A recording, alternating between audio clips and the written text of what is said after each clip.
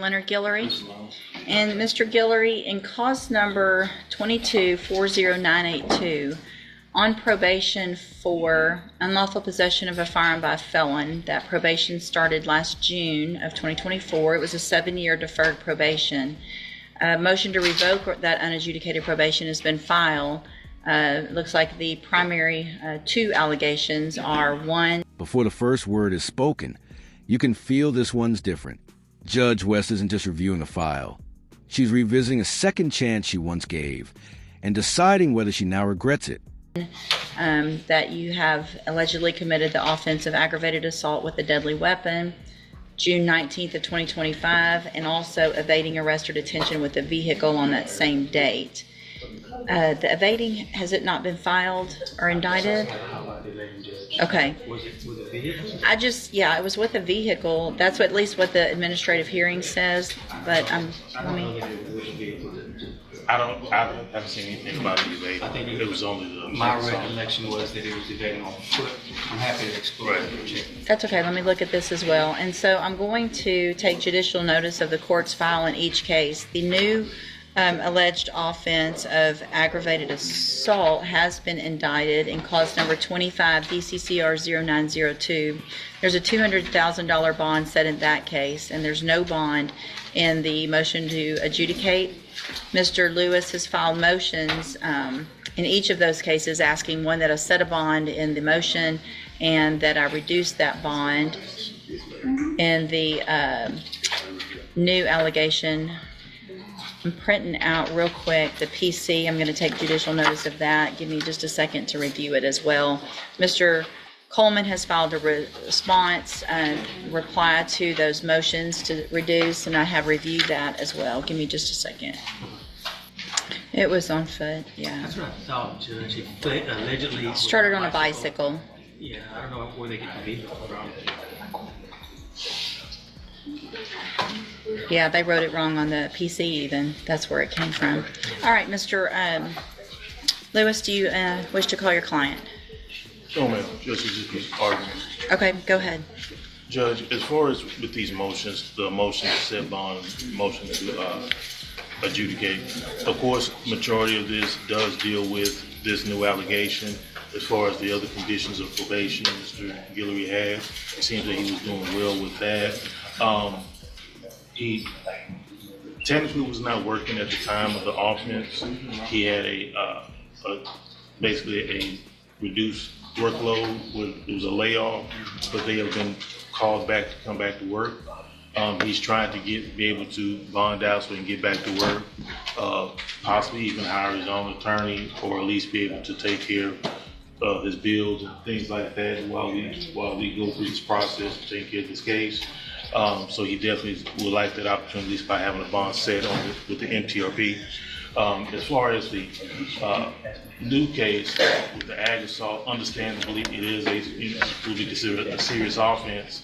We are asking for a reduction there, maybe in incorporating some bond conditions that may secure any of the court's concerns with any public or private safety, waiting for the plaintiff witness or the general public while we're dealing with this, which could include, of course, GPS monitoring with a curfew would allow him to be able to go work and be back home to at least be able to take care of these things. With his job, he would be able to afford the monitoring and GPS monitor. He does have some support, family support. His wife is here today and has been here each time before she would come to court. And so that's what we ask for, Judge. Just, if they can get a bond that is a little more reasonable than $200,000, a bond that high. A lot of bonds from the courts, it's hard. A lot of them won't even touch that amount. So what is the status of the burglary of a vehicle in Hardin County from June 8th of this year?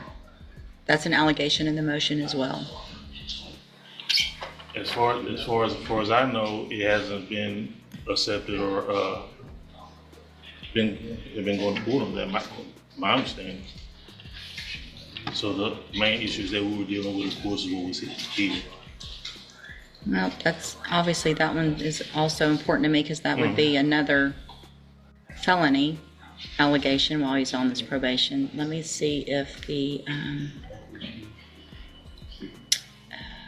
administrative hearing has any information on that.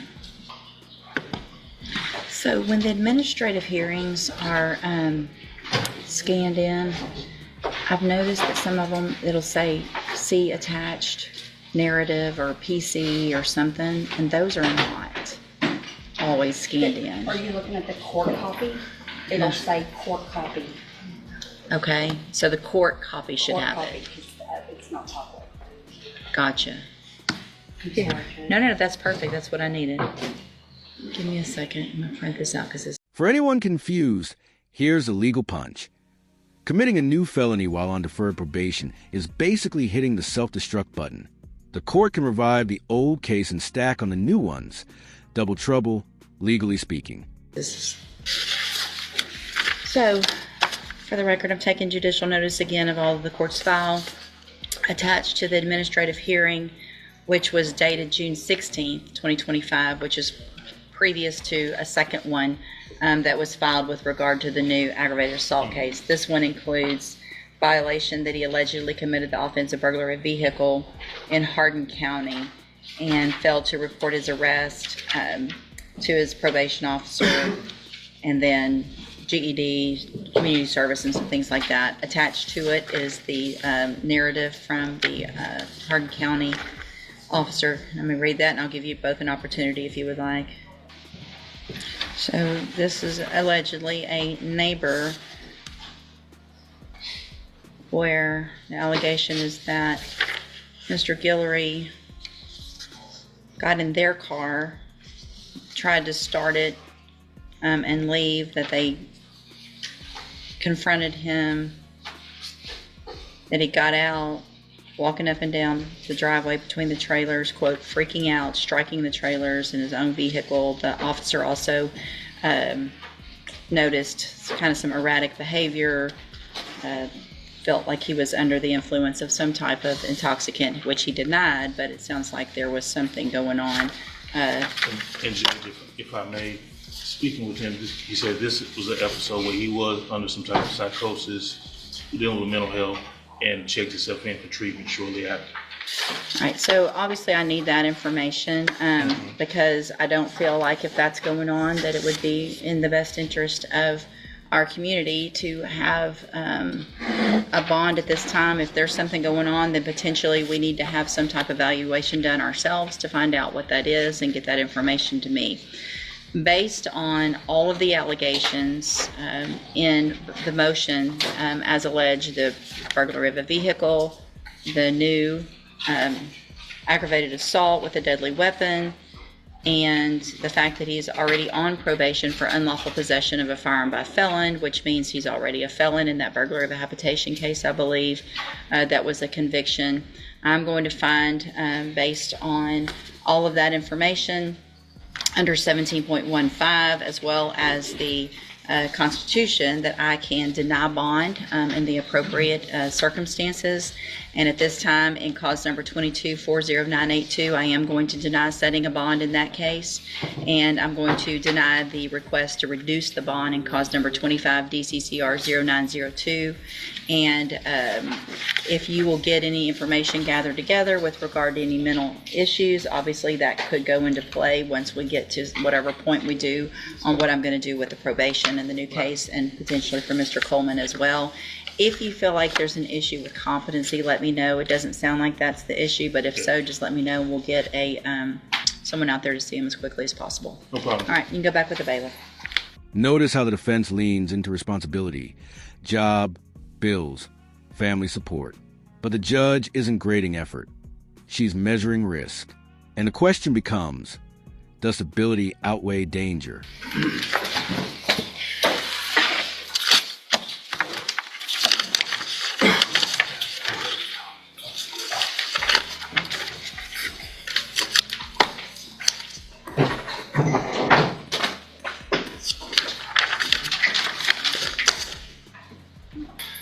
Good morning. Are you Kaylin? Welcome.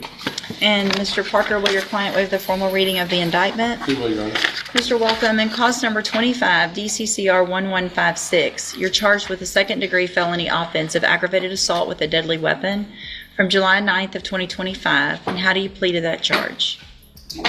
Are you pleading guilty freely and voluntarily? And are you pleading guilty because you actually did what they charged you with? I have here on the computer some documents that have your signature on them that the state has marked as Exhibit Number 1. Before you signed these, did you go over them with Mr. Parker? Do you fully understand them? And do you understand, if I follow the agreement that you've reached with the district attorney, that you'll be waiving or giving up any right to appeal? Also, do you understand, if you're not a U.S. citizen, that a plea of guilty or no contest may result in your deportation, exclusion from admission to the country, or denial of naturalization under federal law?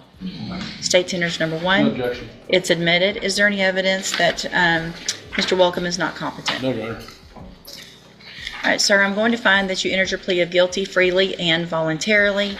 Find that you're mentally competent and understand the nature and the consequences of your plea.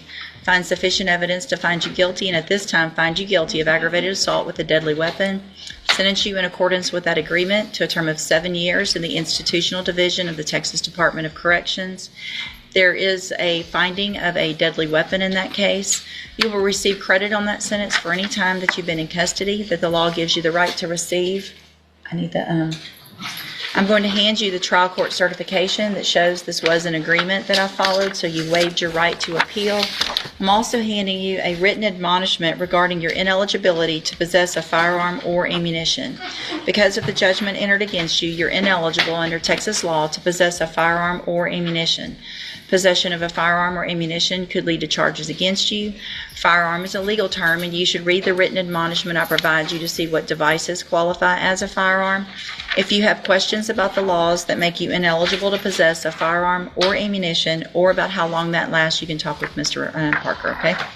Good luck to you, sir. You can go back with the bailiff. And here's the moment everything shifts. The burglary allegation drops like a hammer. A second, separate offense that cracks the defense's narrative wide open. Judges call this a pattern.